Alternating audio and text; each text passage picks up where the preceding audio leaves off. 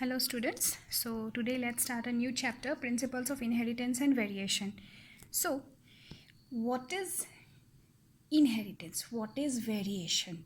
Now normally often we are said that we resemble our parents. So there is a question, maybe there is a question in your mind that how do we resemble our parents? So what is the basic thing that people say that you are like your mother, you are like your father? So all these questions, all these problems are solved in this chapter called genetics. Now genetics means a branch of biology that deals with the study of heredity and variation, and this was first coined by Bateson. Now, while studying genetics, we have first come across the term variation.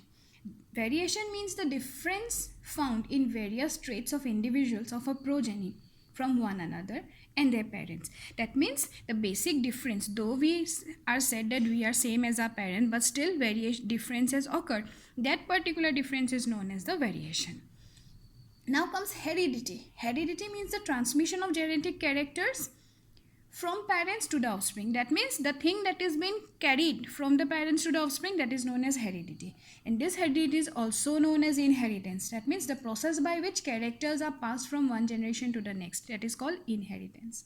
Now for studying genetics, we have to first know who was Mendel. Mendel, the father of genetics, Gregor Johann Mendel.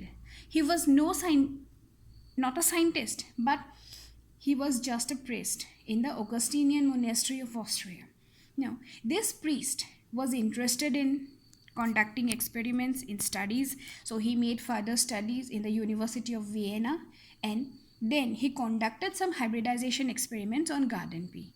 And then he finally put forward the concept of inheritance, that something is being transmitted from the parents to the offspring, from one generation to the next. Though he was not clarified or confirmed that what is being transmitted, but yet he was the first one to give the concept of genetics. Now, his work during his lifetime was not at all recognized. Means at that time much work on these inheritance was not done, so his concept was not accepted. But later in 1900, three different scientists, Hugo de Vries of Holland, Karl Correns of Germany, Erich von Chermek of Austria, they rediscovered Mendel's law, principle of heredity, and confirmed that everything discovered by Mendel was all perfect for the field of genetics. So he was then considered as the father of genetics. Now, in his experiment, Mendel selected garden pea. Why he selected garden pea? He could have selected some other plants also. Now, garden pea had certain characters. Now, what are these characters? Pure varieties of pea were available. The plants show contrasting characters. The flowers are allowed for controlled breeding. The flowers remain closed and undergo self-pollination. They have short lifespan. Large number of seeds are produced, and all the plants are grown easily. And even the F1 hybrids are fertile. So based on these characters, Mendel conducted the hybridization experiment on pea plant, and he was successful. So he put forwarded whatever he did in his paper entitled Experiment in Plant Hybridization. Okay, now we are talking about contrasting characters. So what are contrasting characters? That means the characters which are opposite. Now for example, stem height. If one plant is tall, the other plant is dwarf. Flower color, yellow, green. Flower or pod position, axial, terminal. Pod shape, full constricted. Pod color, green, yellow. Seed shape, round, wrinkle. Seed color, yellow, green. Based on these 7 characters, Mendel performed his hybridization experiment and was successful in his work. He could experimentally prove whatever he got and whatever he claimed to be true in the field of genetics. Okay.